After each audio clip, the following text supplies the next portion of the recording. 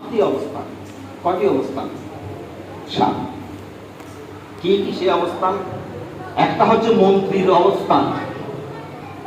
স্বামীর কোন গুরুত্বপূর্ণ কার্য উপস্থিত হলে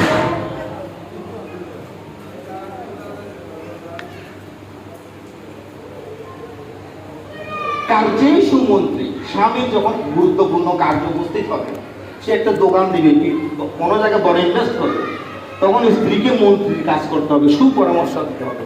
তখন স্ত্রীর স্থান হবে মন্ত্রীর মতো, রাজার সাথে যে মন্ত্রীর সম্পর্ক ওই রকম। কার্যেই সুমন্ত্রী, করণেই সুদাসী। যখন স্বামীর কোন সেবার প্রয়োজন হবে, তখন স্ত্রীকে দাসীর মতো সেবা করতে হবে। কিসের মতো? তখন স্ত্রীর অবস্থান পরিবর্তন হয়ে দাসীর অবস্থানে চলে যাবে। ধর্মেই সুপত্নী। যখন সে কোনো ধর্ম কার্য করতে যাবে, যখন সে যজ্ঞ করতে যাবে, তখন হবে পত্নী তথা সহধর্মী। ধর্মেই সুপত্নী, ক্ষময়া ধরিত্রী। যখন স্বামীর কোনো ভুল ত্রুটি দোষ উৎপন্ন হবে, তাই কি শাস্তি দিতে হবে? এই ক্ষেত্রে বলা হচ্ছে স্ত্রীকে পৃথিবীর মতো ক্ষমা করতে হবে। জগতে অনেক কেউ ক্ষমা করে, কিন্তু পৃথিবী যেভাবে সহ্য করে, পৃথিবী দেবী যেভাবে মানুষকে ক্ষমা করে, এরকম আর কেউ ক্ষমা করতে পারবে না। স্ত্রীকেও স্বামীর দোষ ত্রুটি উপস্থিত হলে তাকে ক্ষমা করতে হবে।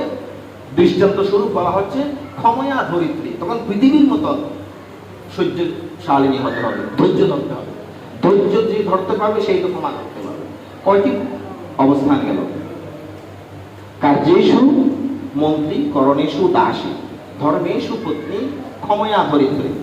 কয়টি গেল? চারটি গেল।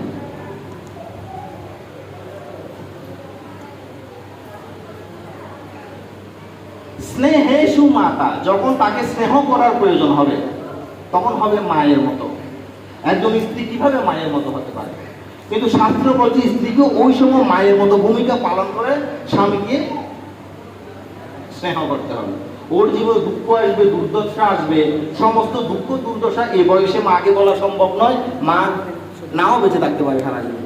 ওই সময় মাতৃস্নেহ দিয়ে তাকে কিন্তু দুঃখ দুর্দশা থেকে